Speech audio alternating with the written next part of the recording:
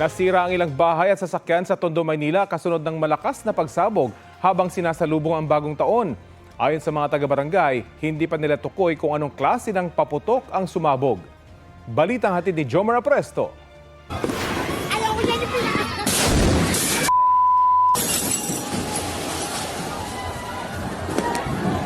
Sakit ha? Wasabi salamin mo.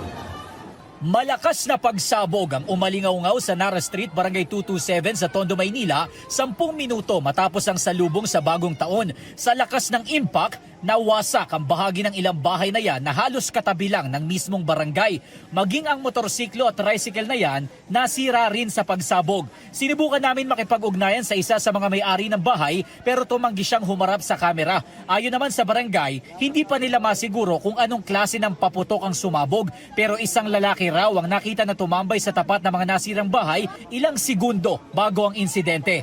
Nakakulay itim, hindi namin alam kung ano yung nilagay o ano about sa bahay, about sa motor. Tingin ko, paputok talaga. Malakas na uri Kaya lang, malakas. Malakas talaga. Sa kabila nito, wala namang napaulat na nasaktan o nasugatan sa nangyari pero dismayado ang barangay sa pulisya dahil sa matagal umanong pagresponde. Ang problema ko, tumawag na ako sa Presinto 7 hanggang ngayon, hindi pa dumarating. Mag-aalas 2 na ng madaling araw nang dumating ang TMRU ng Manila Police District. Sinusubukan pa namin silang hingan ng pahayag. Jomer Apresto nagbabalita para sa GMA Integrated News.